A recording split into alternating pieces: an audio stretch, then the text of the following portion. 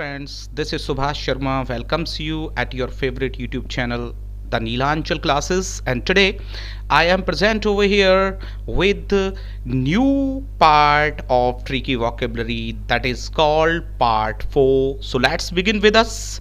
चलिए शुरू करते हैं आज वॉकेबलरी का पार्ट 4 और इसमें जैसा कि आप देख रहे हैं ट्रिकी वॉकेबलरी में नंबर 1 जो यहाँ पर वर्ड दिया गया है वो दिया गया है एबिरेशन।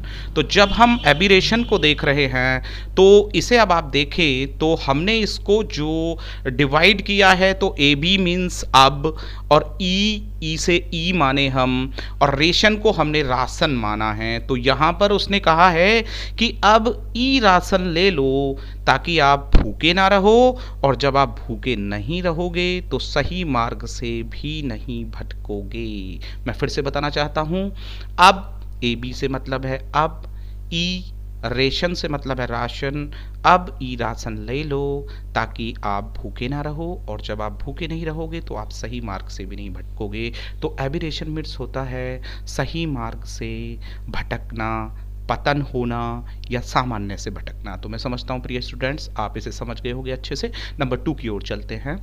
नंबर 2 एसेंट, और जब हम एसेंट को देख रहे हैं तो हमने भी इस वर्ड को फिर से पार्ट्स में डिवाइड किया है, और देखिए ए और सेंट को हमने सेंट, तो हमने लिखा है ए इसे आप सेंट करना पर मेरी सहमति से ही करना, यानी कि यदि आप इसको कहीं भेजना चाहते हैं तो मेरी सहमति से भेजेंगे। तो मैं फिर से नंबर 2 बताना चाहता हूँ, ए अगर आप इसे सेंड करना चाहते हो तो मेरी सहमति से, यानी कि मेरी मर्जी से, स्वीकृति से, सम्मति से। तो एसेंट मीन्स होता है सहमति, स्वीकृति या सम्मति। तो नंबर 3 पर चलते हैं। नंबर 3 वर्ड यहाँ पर दिया गया है बिसेस, और जब बिसीज यहाँ पर दिया गया है तो अब आप इसे देखेंगे, हमने देखा कि अबे इसे सीज कर दो, यानी कि चारों ओर से घेर लो। अबे इसे चारों ओर से घेर लो और क्या कर दो, सीज कर दो। बी का मतलब हमने माना बे और सीज का मतलब सीज, तो हम कह रहे हैं अबे इसे चारों तरफ से घेर लो और सीज कर दो। तो बिसीज मीन्स होता है घेरा बनाना, अवरोध डालना या चारों ओर से घेरना। तो चलिए नंबर 4 की ओर चलते हैं प्रिय स्टूडेंट्स। Number 4 consistent. देखिए जब हम कंसिस्टेंट को यहाँ पर देख रहे हैं तो यहाँ पर ये बहुत अच्छा और इम्पोर्टेंट वर्ड है कंसिस्टेंट। और देखिए कंसिस्टेंट को हमने किस प्रकार से ट्रिकी बनाया है।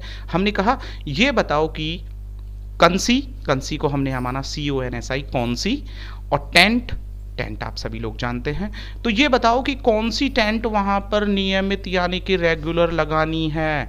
ये बताइए कि कौन सी टेंट आपको वहां पर नियमित यानी कि रेगुलर लगानी है। तो कंसिस्टेंट का मतलब होता है नियमित, रेगुलर, ठीक है, आप समझ गए होंगे। चलिए नंबर 5 की ओर चलते हैं, और नंबर 5 को हमने देखा कॉन्ट्रैक्टर।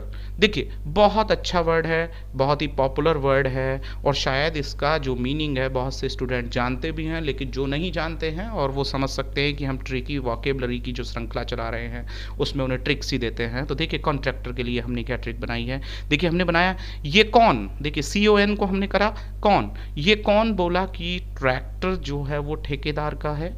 ये कौन बोला कि जो ट्रैक्टर है वो ठेकेदार का है। तो कॉन्ट्रैक्टर मीन्स क्या होता है, ठेकेदार होता है।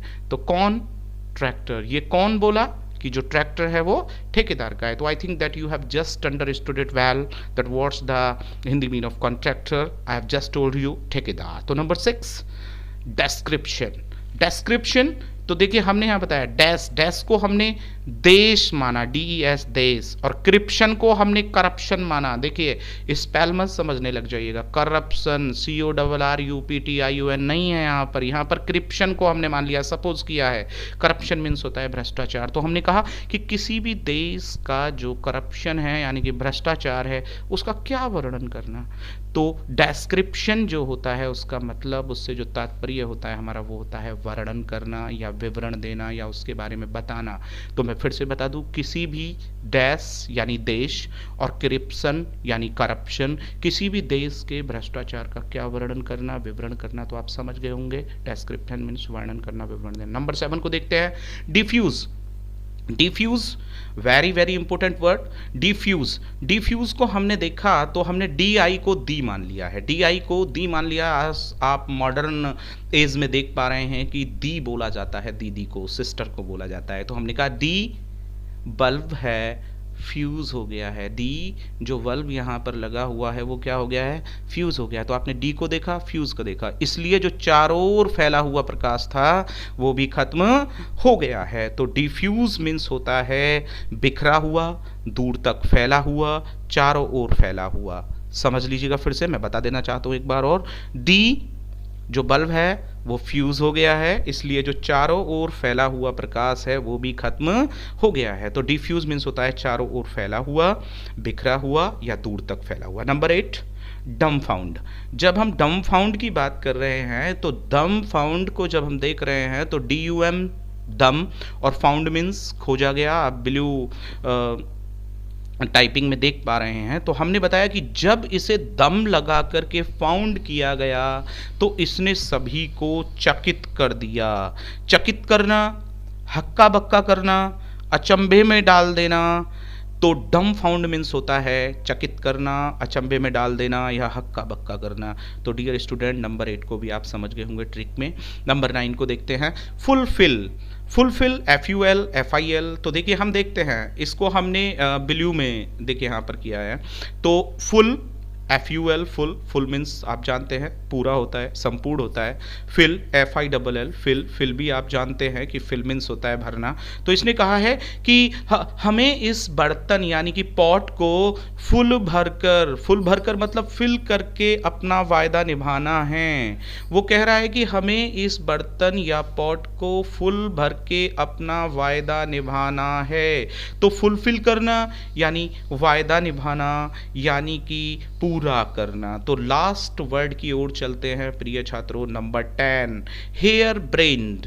Hair brand very very easy, but जब हम इसे देख रहे हैं तो हमें बड़ा टफ लग रहा है। लेकिन अभी देखते हैं हेयर ब्रेन्ड। तो हमने कहा HA हे, रे RE रे, और ब्रेन यानी ब्रेन को हम कह रहे हैं हाँ रे, इसका जो ब्रेन है ना उसको थोड़ा सा ऐड करवाओ, थोड़ा सा मॉडिफाई करवाओ, थोड़ा सा ठीक करवाओ, नहीं तो इसके सफल होने के आसार बहुत कम हैं। और ये कैसा है, ये तो सनकी है। तो हेयर ब्रेन मीन्स होता है सनकी होना या वह व्यक्ति जिसके सफल होने के आसार कम होते हैं, बेअकल होना, चलचित्र होना। तो आप बड़े इजी वे में इसको समझ गए होंगे कि हेयर ब्रेन मीन्स क्या होता है। तो मैं समझता हूँ प्रिय स्टूडेंट्स आप इसे आसानी से समझ गए हैं। अब यदि आप इसकी PDF फाइल्स चाहते हैं, प्राप्त करना चाहते हैं, तो वो आप हमारे टेलीग्राम चैनल पर, यूट्यूब चैनल पर, फेसबुक चैनल पर द नीलांचल क्लासेस सर्च करके प्राप्त कर सकते हैं। मैं पुनः फिर एक नई वीडियो के साथ आपके सामने उपस्थित होऊंगा। तब तक के लिए थैंक यू।